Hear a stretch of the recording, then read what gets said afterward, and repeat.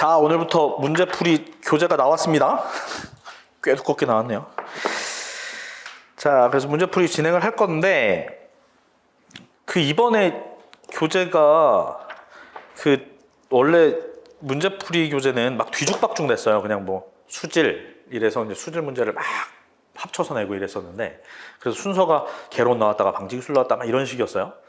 근데 이번에는 단원별로 좀 구분을 하려고 하셔서 단원별로 문제를 냈더니만 단원별로 중복되는 문제가 너무 많아요. 그래서 저는 문제풀이는 원래 좀 뒤죽박죽 돼야 잊어버렸던 거 다시 상기시키면서 이렇게 하는 게 더 좋을 것 같은데, 뭐 출판사에서 뭐 이렇게 얘기를 해서 어쩔 수 없이 이렇게 냈습니다. 그래서 중복되는 거는 좀 뭐 한 문제에서 설명 많이 하고 그러면 뭐 지나가는 식으로 그렇게 좀 얘기를 할 거고요. 내년에는 다시 원래대로 바꿔야겠어요. 읽어보니까 그게 나을 것 같습니다. 그리고 원래 순서를 수질부터 쭉 하려고 했는데 최근에 이론을 했던 폐기물부터 진행을 하고, 잊어버리기 전에 수질이나 대기는 좀 많이 잊어버렸을 테니까, 그래서 다시 이제 수질로 가서는 이론하고 같이 겹쳐서 계속 이어서 잊어버렸을 것 같으니까 계속 반복하면서 얘기하겠습니다. 그럼 덜 잊어버렸을 것 같은 폐기물부터 얘기를 좀 하겠습니다. 교재 사신 분들은 502페이지부터고요. 핵심 포인트만 간단하게 한 2페이지, 3페이지 정도로 이제 요약을 해놨고, 그 다음에 이제 바로 문제가 들어갈 거예요. 그래서 문제 한번 보도록 할게요. 자, 폐기물부터 시작한다고 말씀드렸고요. 문제는 505페이지부터입니다. 문제는 505페이지. 자, 문제 505페이지 1번부터 시작해서 한 2번, 그 다음에 좀 뒤쪽으로 가면 뭐 7번, 막 여러 가지가 대부분 다 지정 폐기물 묻는 문제예요.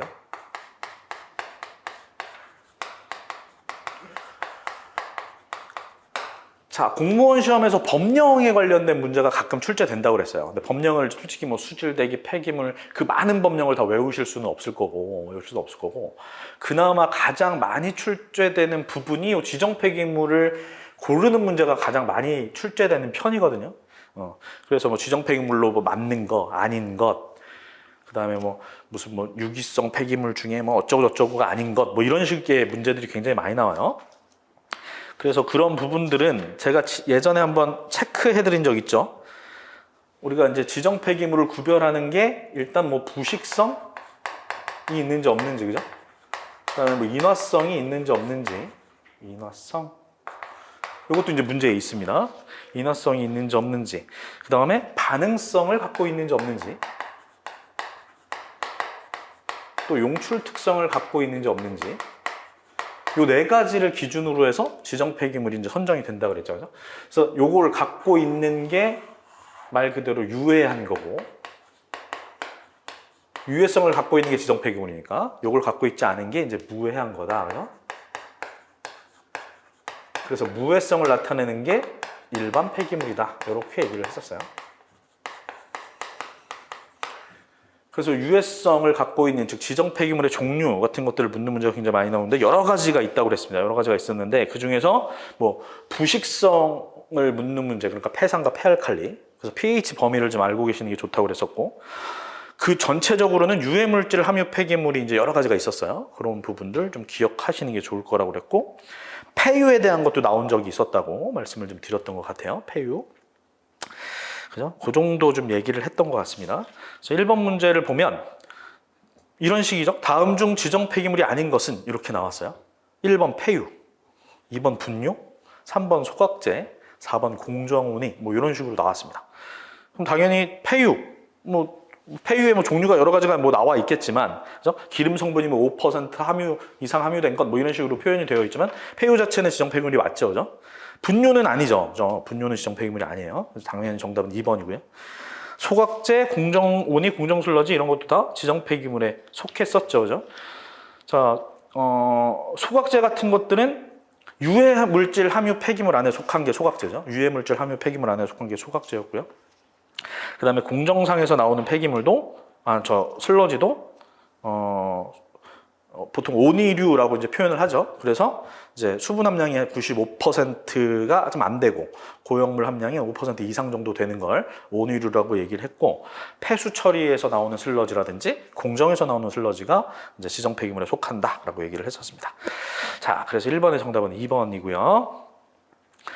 자, 2번은 지정 폐기물 처리 방법에 관한 설명으로 옳지 않은 것, 이렇게 되어 있어요. 자, 지정 폐기물의 처리 방법이 굉장히 무슨 표나 이런 식으로 자세하게 나와 있는 게 있는데, 솔직히 그런 문제는 많이 나온 적은 없습니다. 나온 적은 거의 없고요. 그냥 제가 문제를 하나 낸 거예요. 그래서 1번, 폐유는, 자, 일단 기름, 폐유라고 하는 게 있어요. 폐유. 그럼 기름이겠네, 기름. 보통 기름은 어떻게 처리를 많이 해요? 부상분리 많이 하죠, 그죠?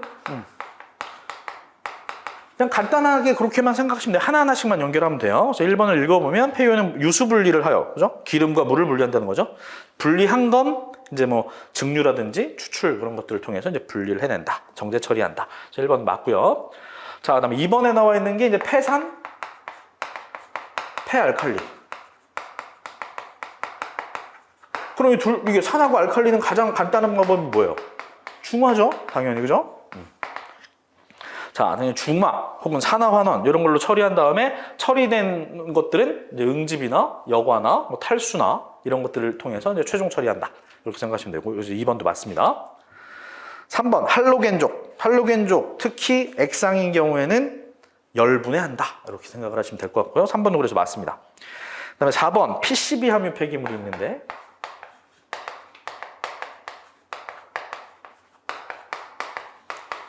자, PCB는 물에도 안 녹는다고 그랬죠. 물에 안 녹으니까 당연히 어떻게 보면 뭐 유기용제 같은 것들을 사용해서 뭐 용융을 시킨다든지 요래야 되는데, 가장 기본적인 방법은 고온 소각을 한다든지 고온 용융을 하는 이런 방법으로 처리를 한다라고 되어 있어요. 고온 소각이나 고온 용융. 근데 이제 문제에서는 고형화를 한다. 그리고 고형화를 한 거를 매립한다라고 되어 있어요. 그러니까 틀린 게 되겠죠. 정답은 4번입니다. 자, 3번 폐기물 관리에 있어서 중점을 둬야 할 우선순위. 이건 굉장히 중요하다고 말씀을 많이 드렸습니다. 폐기물 관리. 자, 폐기물 관리의 우선순위는 무조건 첫 번째가 뭐다? 감량화라고 그랬어요. 그죠?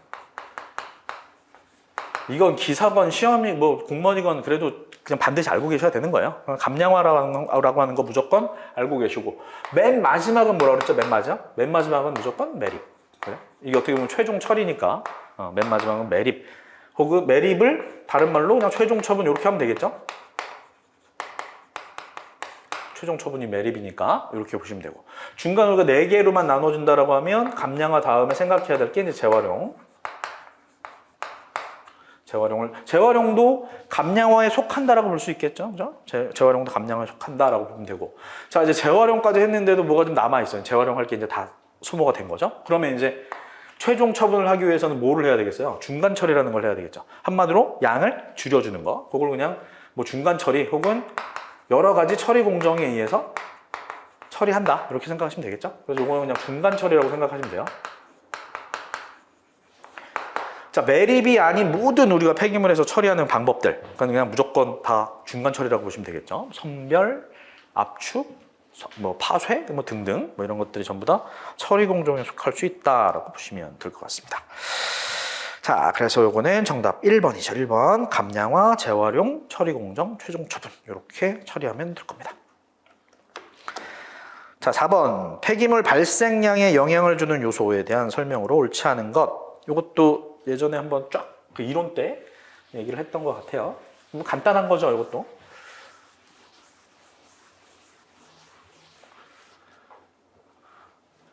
쓰레기, 폐기물.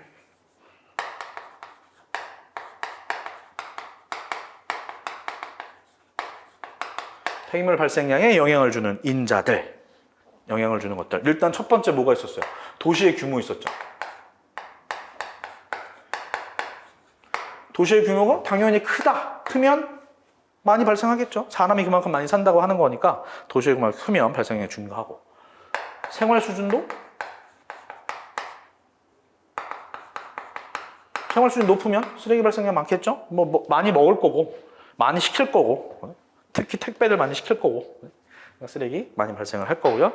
그다음에 수거 빈도가 많다라고 하는 건 쓰레기 발생량이 그만큼 많다라는 뜻이 될 거고요. 그다음에 쓰레기통 크기가 크면 당연히 또 많이 모인다는 얘기고. 근데 솔직히 요 쓰레기통에 관련된 거는 지금 공공 쓰레기통을 얘기하는 거겠죠. 공용 쓰레기통. 그래서 요거는 뭐 예전부터 같은 이론에 있었던 거지만 한동안 어떤 정부였지? 김영삼 대통령 때인가 김대중 대통령 때인가 쓰레기통을 다 없앴죠. 그래서 막 쓰레기를 버릴 데가 없어. 근데 요즘에 하나씩 생겨나고 있죠. 그래서 지금이야 좀 다시 해당되는 얘기일 수는 있겠지만 어느 순간에는 좀 해당이 좀 없었던 얘기일 수도 있습니다. 근데 이건 뭐 전체적인 가정이나 이런 것들 상업지역 다 따진다면 당연히 쓰레기통 크기도 커야 많이 나오겠죠. 자, 발생 구역은 이건 어디냐에 따라서 다 달라지겠죠. 그죠? 이것도 사람들이 많이 거주하고 이동하고 이러는 데에서 훨씬 더 많이 나오겠죠. 그 다음에 재활용률이 폐기물 재활용률이 높아지면 높아질수록 쓰레기 발생량은 줄어드는 거죠. 그죠? 이건 반대가 되겠죠. 쓰레기 재활용. 그다음에 관련 법규. 법규에 따라서도 많이 달라지더라. 관련 법규의 대표적인 게 뭐라고 그랬어요? 종량제. 종량제가 92년에 시작됐나요? 93년에 시작됐나요? 아무튼 그 시작이 되고 난 다음부터는 쓰레기 발생량이 확 줄었어요. 이런 것들이 폐기물 발생량에 영향을 주는 인자들이다라고 되어 있습니다. 자, 4번 보면 수집 빈도가 적을수록 폐기물 발생량이 증가한다 그랬어요. 수집 빈도는, 수거 빈도는 높아져야 쓰레기 발생량이 많아지는 거겠죠. 그렇죠? 정답은 4번입니다. 4번. 자, 5번, 6번은 LCA에 관계된 얘기예요. LCA. 지난 시간에 모의고사 문제풀이 비스무리하게 하면서 LCA에 대한 얘기 잠깐 했을 텐데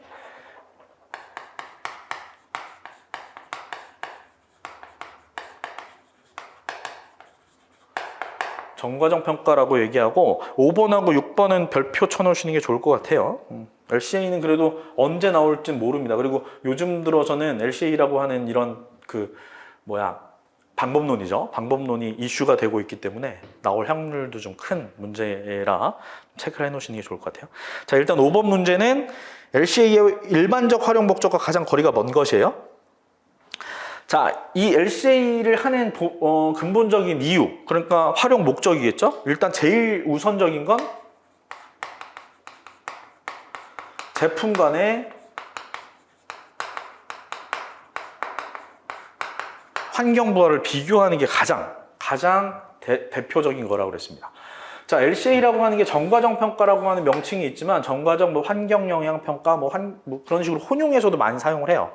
근데 우리가 알고 있는 환경 영향 평가는 말 그대로 환경에 대한 우리가 사회 환경이라고 하는 그걸 다루는 거고 LCA는 맨 처음에 시작된 건 이 제품이라고 그랬어요. 제품에 해당되는 환경 부하를 비교하는 것입니다. 그러니까 어떤 제품을 만들 때 원료 단계에서부터 생산하고 사용하고 폐기하는 단계까지 모든 단계에 걸친 환경 부하를 비교한다. 그래서 환경 범주가 한 10가지 정도 있다고 그랬죠. 생태 독성, 지구 온난화, 온실가스, 오존층 파괴, 등등 여러 가지가 있다고 그랬습니다. 자, 그다음에 이렇게 이제 환경 부하를 비교를 했어요. 어떤 제품, 어떤 생산에 따라서도 달라질 거고 원료에 따라서 달라질 거고 여러 가지 이제 환경 부하를 비교했어요. 그럼 이 환경 부하 비교한 걸 통해서 이제 뭘 도출해내는 게 좋겠어요? 개선점 도출해내는 게 좋겠죠. 이제 생산 공정이라든지 등등에 대한 개선점을 도출해낸다라고 보시면 돼요. 그래서 제품, 그다음에 제조 공정 등등에 대한 개선점이겠죠. 개선점들을 도달한다. 자, 그다음에 환경 부하를 비교함으로써 환경 어떤 목표치 같은 게 있을 거예요. 부하를 얼마만큼 줄여야 된다라고 하는 어떤 목표치가 있을 겁니다. 목표치 혹은 기준치에 대한 달성 목표 확인 이래야 되나? 달성도를 평가한다. 이것도 LCA를 하는 목적이 될 거고요. 그다음에 마지막으로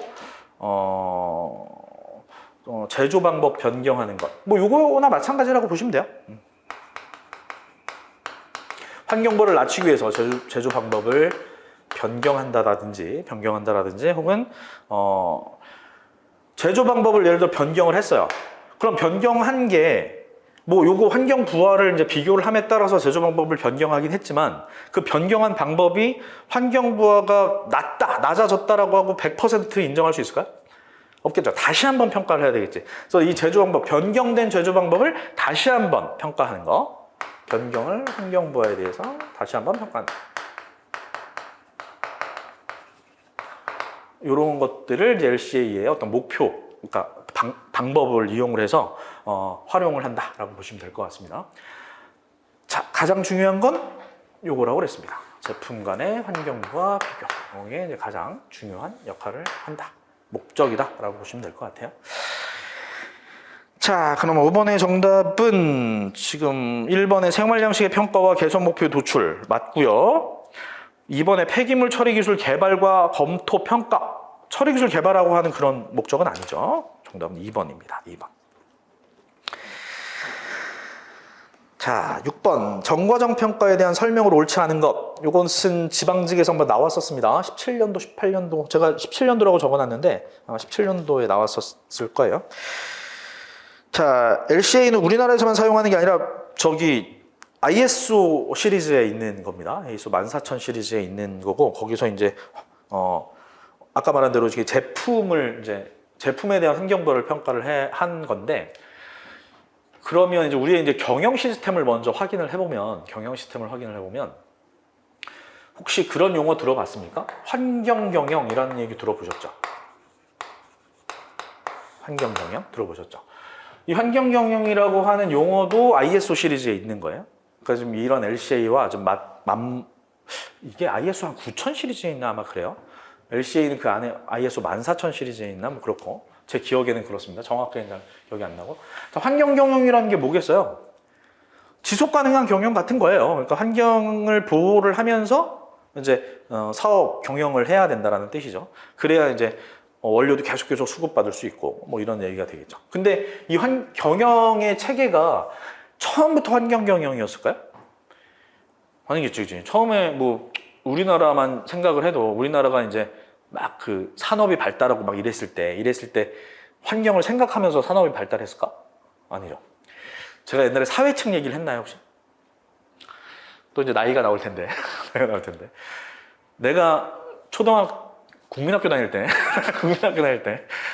국어, 영어란다. 영어도 안 배웠고, 국어, 산수, 사회, 이렇게 배울 거 아니에요.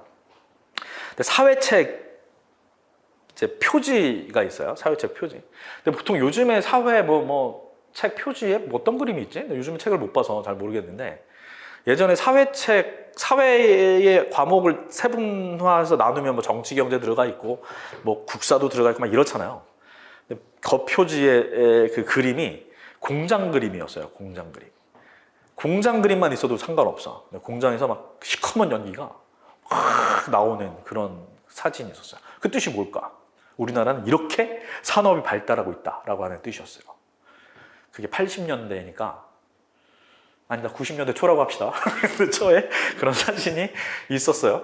근데 지금 예를 들어 그런 사진이 있다. 어떨까? 사람들이 뭐라고 생각할까? 굉장히 오염도가 높은 무슨 대기오염 물질이 나오고 있다 이렇게 생각하겠죠. 이제는 모든 사람들이. 그죠? 예전에는 그런 환경을 전혀 생각하지 않고 경제 발전만을 생각했었단 말입니다. 자, 그래서 당연히 경영의 이런 그 순서를 보자면 처음에 경영은 이윤을 추구하는 이윤 경영이라고 볼 수가 있어요. 이윤 경영. 그러니까 많이 생산해서 많이 팔고 하는 그런 거에 이제 집착되어 있었다라고 볼 수가 있습니다. 근데 이제 경영이라는 용어가 조금씩 이제 나오면서 그 다음에 이제 얘기가 나온 용어가 품질 경영이라고 하는 용어가 나왔어요. 품질 경영. 그러니까 사람들이 이제 싼 것만 사려고 하는 게 아니라 싸고 쉽게 구할 수 있는 것만 사는 게 아니라 이왕 사는 거 좋은 거 사용하기도 편하고 편리하고 또 오래 쓸 수 있고 이런 유용한 그런 것들을 이제 사기 시작하면서 이제 제품의 질을 늘려야 된다라고 하는 경영이 시작됐습니다. 근데 제품의 질이 이제 향상되는 게 물론 이제 사용하는 거에도 물론 그런 게 있지만 사용하기에 안전해야 된다라고 하는 것도 있어서 약간의 환경의 개념은 들어갔어요. 약간의 환경의 개념은 들어갔지만 그래도 편리한 게 우선이었습니다. 편리한 게 우선이었어요. 근데 좀 전에도 얘기했지만 이제 계속 이제 원료가 채취하는 원료가 계속 고갈되어 가고 하다 보니 지속 가능성이 이제 없어지다 보니까 생겨난 게 이제 환경 경영이라고 하는 경영 체제가 이제 수립이 된 거죠. 경영 체제가 수립이 된 거예요. 이제 이거에 이제 더 나아가서 이제는 뭐 ESG 경영이라고 보통 얘기하죠. 요즘에는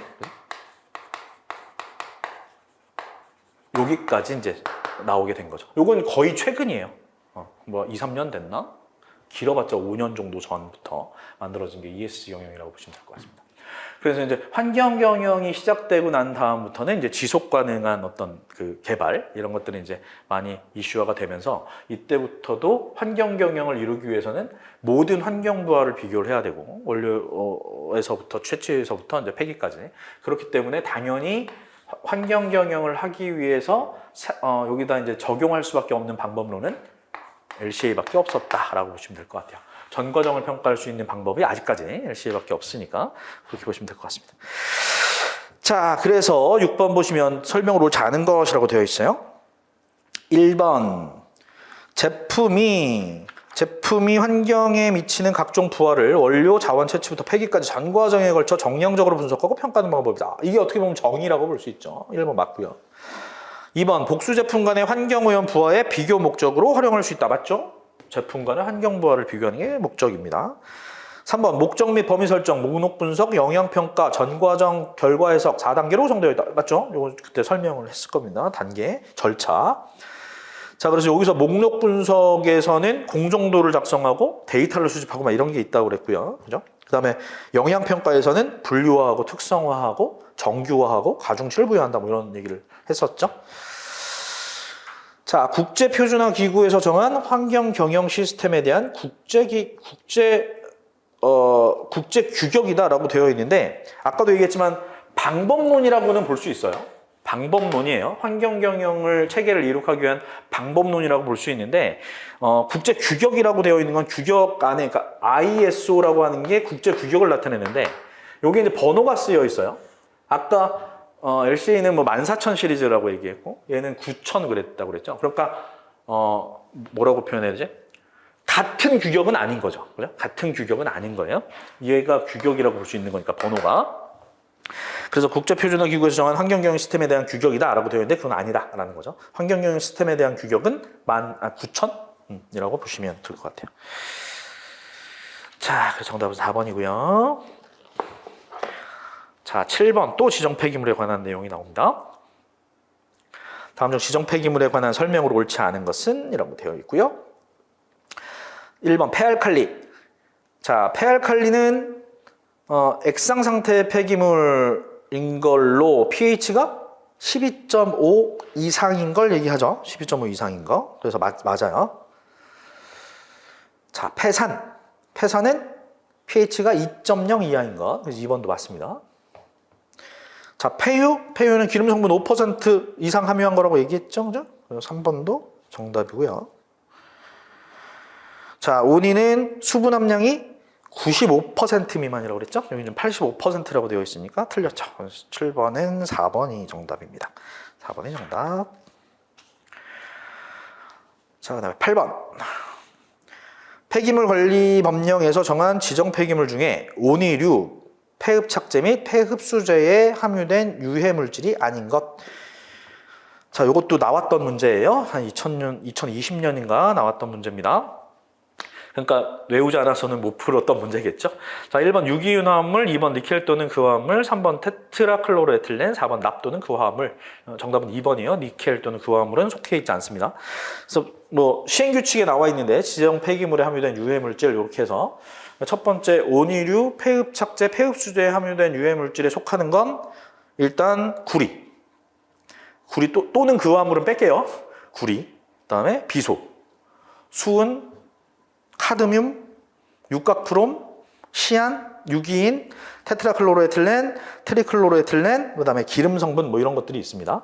그래서 니켈은 포함되어 있지 않아요. 자, 우리 지금 여기에서 폐흡착제, 폐흡수제에 함유된 유해 물질이라고 되어 있다는 건 그 물질들이 지금 지정 폐기물이라고 했던 그런 물질들이 흡착이 되거나 흡수가 된다라는 뜻이겠죠. 그죠? 그러니까 뭐 예를 들어 물에 이제 뭐 여러 가지 지정 폐기물들이 들어가 있다라고 하면 흡착에 의해서도 제거가 될 수 있고 흡수에 의해서도 제거가 될 수 있는 물질이다라고 이제 얘기를 할 수가 있을 거예요. 그죠? 자, 근데 니켈 같은 경우는 용해도가 굉장히 낮아요. 용해도가 굉장히 낮아서 이제 흡수로서 제거하기가 좀 어렵다고 볼 수가 있어요. 그러니까 이제 흡수제에는 많이 함유되어 있지 않다고 볼 수 있겠죠. 그렇게 이해하시면 될 것 같고요.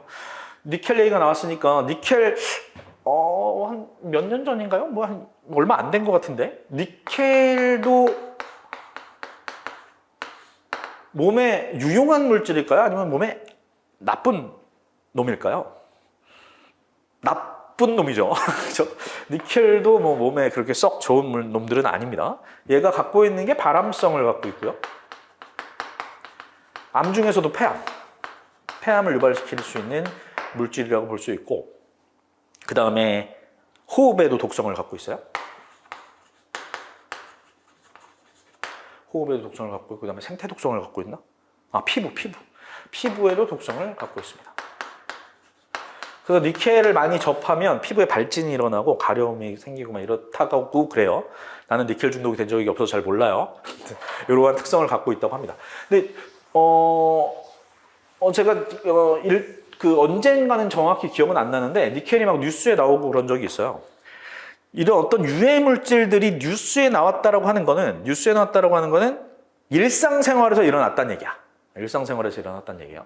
전에 무슨 라돈도 막 침대 이런 거에서 나온 것 같이 일상생활에서 어떤 유해 물질이 발생을 하게 되면 뭐 뉴스에 이슈가 되죠. 근데 일상생활이 아니라 무슨 뭐 산업이나 뭐 이런 데서 발생하면 굳이 나오지 않아요. 그러면 니켈이 뉴스에 나왔다는 건 일상생활에서 이제 어디에서 막 나타났다는 뜻이겠죠. 왜냐면 어디서 나왔을까요, 니켈이? 이거 황당하게 우리가 제일 많이 접하는 데에서 나왔어요. 정수기. 특히 얼음 정수기.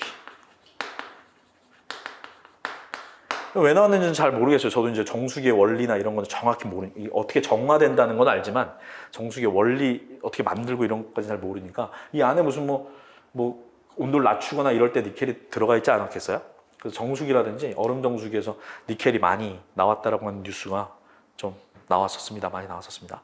자, 아무튼 이 문제에서는 니켈 같은 경우는 이제 흡수 자체가 좀 어렵기 때문에 폐흡착제, 폐흡수제에 함유된 유해 폐기물이 아니다라고 볼 수 있어요. 8번엔 2번이에요. 2번. 자, 9번도 문제 나왔던 겁니다. 대부분 2022년에 나왔던 문제라고 볼 수 있어요. 작년이죠, 작년. 그러니까 지정 폐기물이 되게 자주 나와요. 자주 나옵니다. 자, 폐기물관리법 시행령상에 지정 폐기물에 대한 설명으로 옳지 않은 것이라고 되어 있습니다. 문제 거의 똑같아요. 온이류는 수분 함량이 95% 미만, 고용물 함량 5% 이상 맞고요. 부식성 폐기물은 폐산이 pH 2 이하인 거. 부식성 폐기물 중 알칼리는 pH가 12.5 이상인 거. 여기 지금 10 이상으로 되어 있으니까 3번이 틀린 답이 있겠죠. 자, 10번. 이게 이제 9번하고 10번이 같은 문제거든요. 근데 그 문제를 정확히 기억이 안 나서 이렇게 막 외운 대로 쓰다 보니까 처음에는 이렇게 이제 됐어요. 근데 표시는 그냥 2022년에 나온 거라고 표시를 제가 해놨습니다. 자, 폐기물관리법상에 적용되는 폐기물의 범위로 옳지 않은 것. 자, 대기보전법, 대기환경보전법 또는 소음진동관리법에 따라서 배출시설을 설치, 운영하는 사업장에서 발생하는 폐기물. 이것도 폐기물에 들어가요. 사업장에서 나오는 건 대부분 폐기물이에요. 다음에 보건, 의료기관, 동물병원 등에서 배출되는 폐기물 중에서 인체에 감염 등 위해를 줄 수 있는 폐기물. 이것도 폐기물이겠죠? 그죠? 사업장 폐기물 중에서 폐유, 폐산 등 주변 환경을 오염시킬 수 있는 폐기물. 맞죠? 이것도. 그죠? 가축분뇨의 관리 및 이용에 관한 법률에 따른 가축분뇨. 가축분뇨는 폐기물에 속하지 않는다 그랬어요. 정답 4번이에요.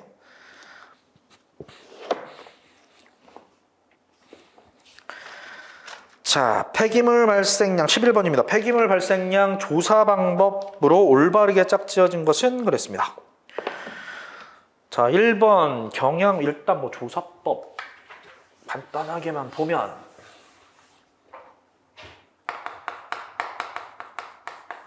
폐기물 발생량 조사 방법이 있다고 그랬고 폐기물 발생량 예측 방법이 있다고 그랬습니다.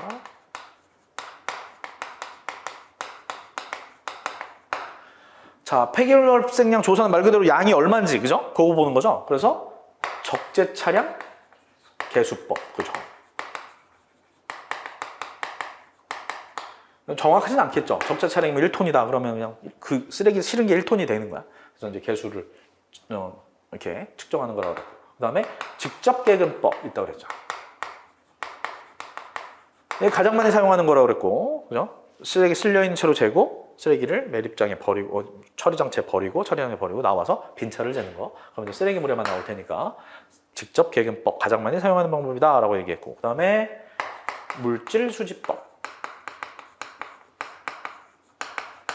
이건 뭐 산업 폐기물 발생량 동향이나 이런 거 조사할 때 많이 사용되는 겁니다. 그래서 얘는 그냥 우리가 흔히 양론이라고 보시면 돼요. 양론. 그죠? 들어가는 양이 얼마가 되고, 나오는 양이 이제 얼마가 되고, 빠져나가는 게 얼마가 되고, 이걸 다 합치면 이퀄이 돼야 되는 거니까 그렇게 물질 수지를 세워서 한다. 얘는 엄청나게 많은 데이터가 필요하겠죠. 그래서 돈이 많이 드는 좀 방법이다라고 보시면 되고요. 그 다음에 통계조사법이라고 볼 수 있죠. 얘는 일반 폐기물의 발생량을 조사할 때 많이 사용이 되고 우리나라에서도 지금 정기적으로 통계조사법을 하고 있어요. 얘는 표본조사를 한다고 그랬죠?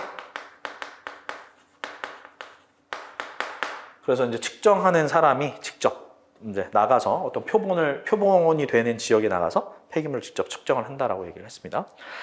자, 그러면 이제 발생량 예측 방법은 일단 뭐 지난 연도 몇 년도간의 경향을 파악하는 경향법이 있다고 그랬고 그 다음에 모든 인자, 각각의 여러 가지 인자를 만들어서 이제 평가 예측을 하는 다중회귀 모델이라고 하는 게 있다고 그랬고 이 여러 가지 인자를 전부 다 시간의 단위로, 시간의 함수로 환산을 한 동적무사 모델이 있다고 그랬잖아요. 자, 그래서 이렇게 구별을 하시라고 했어요. 조사 방법하고 예측 방법하고 이렇게 비교하시는 게 좋다 그랬습니다. 자, 1번 경향법, 물질수집법 이렇게 나왔으니까 하나는 예측, 하나는 조사가 되겠고 2번 물질수지, 다중회귀. 물질수지는 조사, 다중회귀는 예측. 3번 적재차량계수법, 직접계획법. 여기다 조사죠. 정답 3번이고요. 자, 12번. 12번도 또 유해물질이죠. 지정폐기물 중 유해물질 함유 폐기물에 대한 내용으로 옳지 않은 것. 분진 맞고요. 그죠? 폐내화물 및 재벌구이 전에 유약을 바르는 도자기 조각. 이것도 맞죠. 유약 자체가 좀 유해성이 있는 거다라고 얘기했고요. 그 다음에 폐흡착제 및 폐흡수제라고 되어 있는데 폐흡수제, 폐흡착제는 지정폐기물이 맞아요. 근데 지금 가로치고 광물류, 동물류 및 식물류의 정제에 사용된 페토산은 제외한다라고 되어 있는데 이것까지 다 포함한 겁니다. 포함한 거예요. 그러니까 정답 3번이고요. 4번에 폐주물사 샌드블라스트라고 되어 있는데 샌드블라스트 설명드렸죠? 주물 같은 거를 강한 압력으로 모래를 쏴서 이렇게 처리하는 걸 샌드블라스트라고 얘기했죠. 자, 13번 지정폐기물 중 폐산 및 폐알칼리의 처리 방법으로 적합하지 않은 것. 가장 우선적인 건 중화라고 아까 얘기했고요. 그죠? 중화를 하고 난 이후에 이제 뭐 응집 침전을 걸친다든지 혹은 뭐 추출을 해낸다든지 증발, 뭐 농축시킨다든지 이런 방법을 쓰지만 폐산과 폐알칼리는 소각으로 처리하지는 않습니다. 소각으로 처리하지는 않아요. 위험하죠. 예를 들어 폭발의 위험성도 있을 수 있고요. 그죠? 그다음에 막 그 연소돼서 나가는 연소가 산화니까 훨씬 더 유해물질이 발생할 수 있겠죠. 그래서 소각으로는 처리하지 않습니다.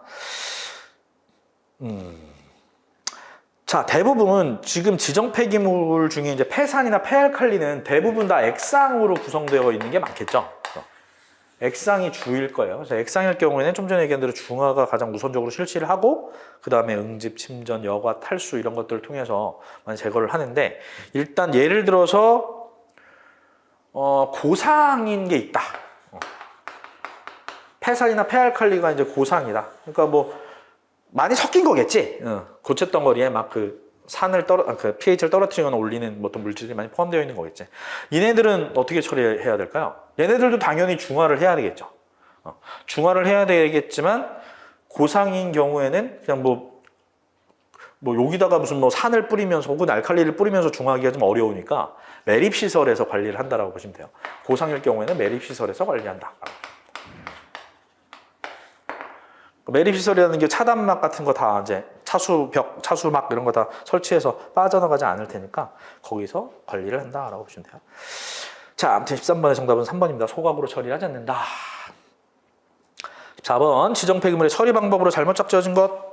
폐유 증발농축에 의해서 처리한 다음에 소각 또는 안정화한다. 맞고요.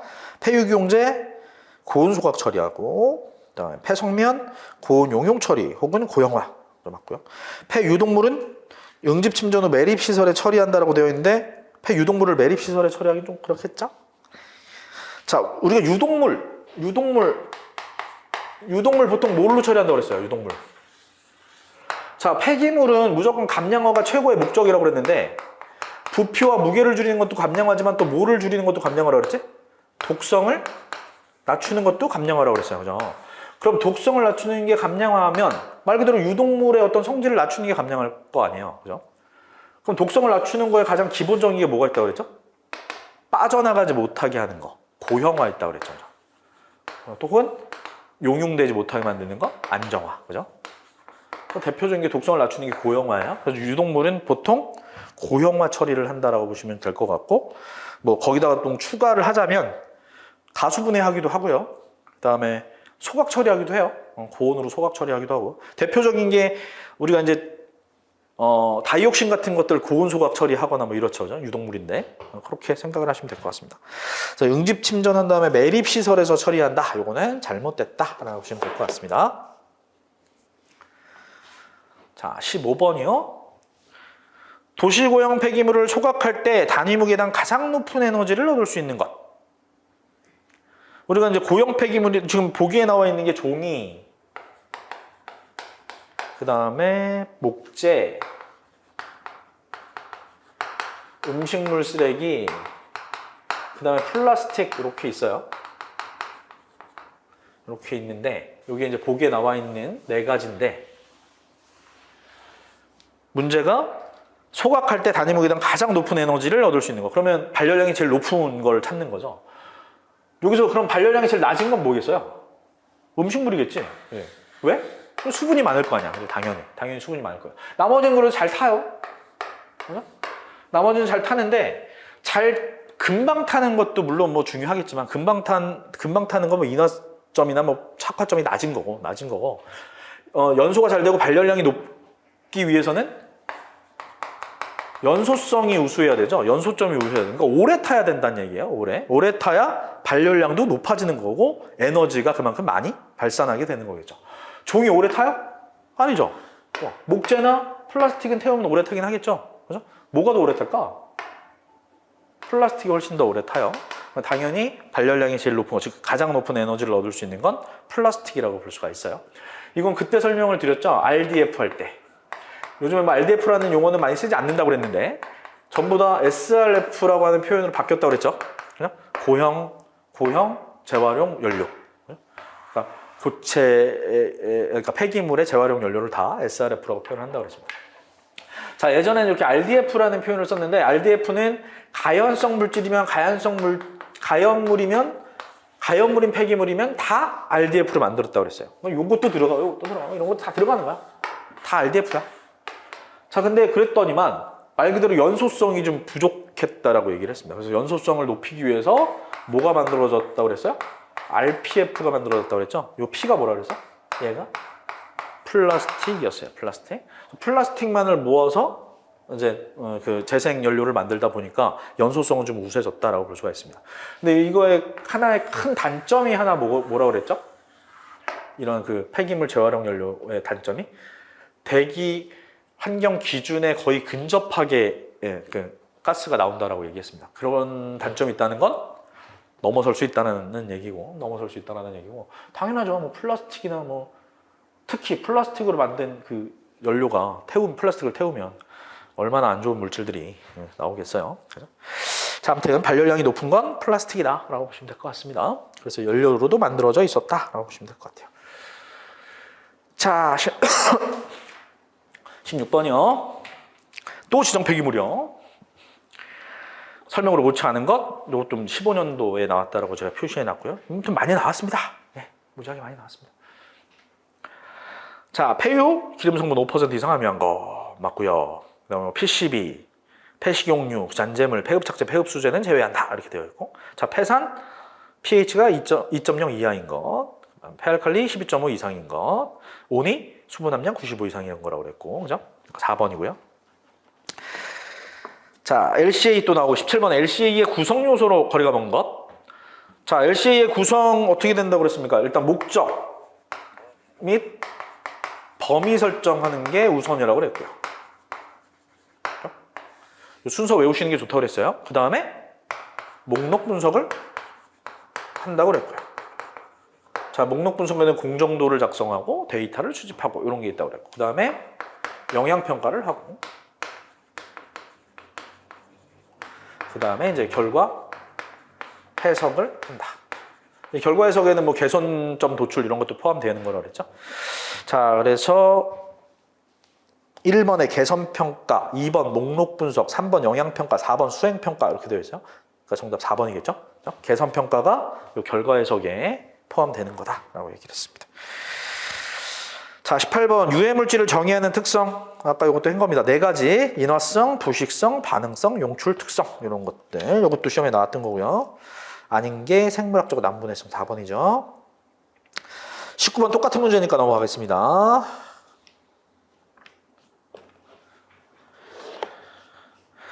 자, 20번 폐기물의 발생량 조사 방법 중에서 물질 수집법에 관한 설명으로 잘못된 것. 자, 좀 전에 얘기했지만 이 물질 수집법은 우리가 흔히 뭐 환경도 그렇고 화학 많이 배우잖아. 화학 양론이라고 보시면 된다 그래서 양론. 그래서 무슨 여러 가지 공정이 있으면 어떤 원료가 들어갈 거고 제품이 안 들어질 텐데, 그럼 여기에서 이제 뭐 폐기가 되는 것도 있고 뭐 날아가는 배기로 날아가는 것도 있고 물로 빠지는 것도 있고, 그죠? 이걸 다 합치면 얘가 나와야 되는 뭐 그런 거겠죠. 그래서 그게 이제 물질 수지라고 볼 수가 있는데, 자, 일단 이런 물질 수집법은 당연히 뭐가 필요하겠어요? 들어가고 나오고 하는 데이터가 필요하겠죠. 데이터를 얻는 게 필수예요. 자, 근데 데이터가 있다. 데이터를 다 얻었다. 그러면 정확하게 구할 수 있겠죠. 들어가는 거 얼마, 나오는 거 얼마, 이것만 계산하면 되니까 되게 정확도가 있어요. 데이터만 많다면. 정확도가 있고 또 빨라요. 근데 데이터를 모두 다 얻거나 뭐 이러기 위해서는 일단 비용이 많이 들 수 있고, 빠져나가는 게 지금 화살표 4, 5개만 그려서 그렇지 엄청나게 많겠죠. 그죠? 그러니까 솔직히 이제 작업량이 굉장히 많을 수밖에 없다라고 하는 게 물질 수지의 특징이다라고 보시면 될 것 같아요. 자, 20번에 1번 보시면 유입, 유출되는 물질들 간의 물질 수지를 세움으로써 폐기물 발생량을 추정한다. 이게 정의라고 볼 수 있고요. 정의라고 볼 수 있고, 2번에 비용이 적게 든다라고 되어 있는데 많이 듭니다. 2번이 잘못된 거고. 데이터가 확보되면 가장 신속하고 정확하다 되어 있고요. 조사하고자 하는 개의 경계를 명확하게 설정하여야 한다. 이게 명확하지 않으면 이제 훨씬 더 어려워지는 거예요. 자, 21번 지정 폐기물 중 폐산, 폐알칼리, pH 기준 계속 나오는 거니까 넘어가겠습니다. 22번도 넘어가겠습니다. 액상 폐기물의 정의예요. 넘어갈게요. 자, 23번 나와 있는데요. 23번 너무 반복되는 게 많네. 아유. 자, 유해 폐기물 국가 간 불법 이동에 따른 지구 규모의 환경오염 방지와 개도국의 지구 규모의 환경오염 방지, 개도국의 환경오염 방지, 개도국의 환경 친화 사업을 지원할 목적으로 채택된 협약. 유해 폐기물의 국가, 즉 월경 이동을 금지하는 협약. 바젤 협약이죠, 그죠? 바젤 협약입니다. 첫 번째 교토 협약이 나와 있는데 교토 의정서라고 보시면 되고요, 그죠? 기후 변화 협약이라고 볼 수 있죠. 그다음에 3번에 런던 협약 나와 있어요. 런던 협약. 런던 협약이 뭐라 그랬죠? 폐기물의 해양 투기 금지하는 거. 폐기물의 해양 투기를 금지하는 거다라고 보시면 될 것 같고. 그다음에 런던, 우리가 흔히 이제 이런 협약이나 뭐 의정서나라고 하는 게 어디에서 이제 개최가 됐을 때 그 명칭을 붙이잖아요. 그죠?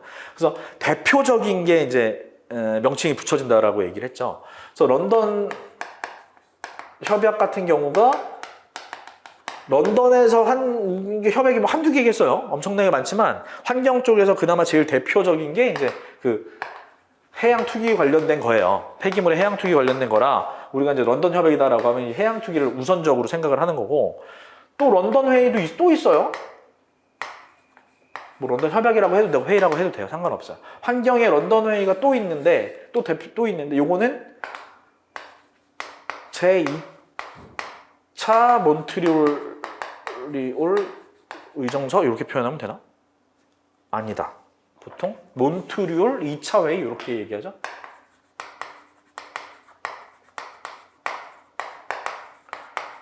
이차 회의. 그러니까 그런 문제가 나올 수도 있다는 거죠. 뭐 오존층 파괴에 관련된 법령이 아닌 것은, 그 규제가 아닌 것은. 그러면서 런던 회의가 들어갈 수 있다는 얘기예요. 그래도 포함이 되겠죠. 근데 대표적인 건 해양에 관련된 거다라고 보시면 됩니다. 자, 폐기물이나 다른 물질의 투기를 규제하는 해양오염 방지 조약이다 라고 되어 있어요. 이렇게.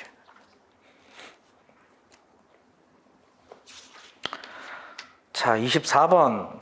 자, 폐기물의 처리 시설 중 중간 처분 시설에 대한 설명으로 옳지 않은 것이라고 되어 있습니다. 자, 우리가 중간 처분 시설이다라고 하면 뭐 압축, 뭐 파쇄, 뭐 소각, 뭐 등등, 뭐 용융 전부 다 들어가겠죠.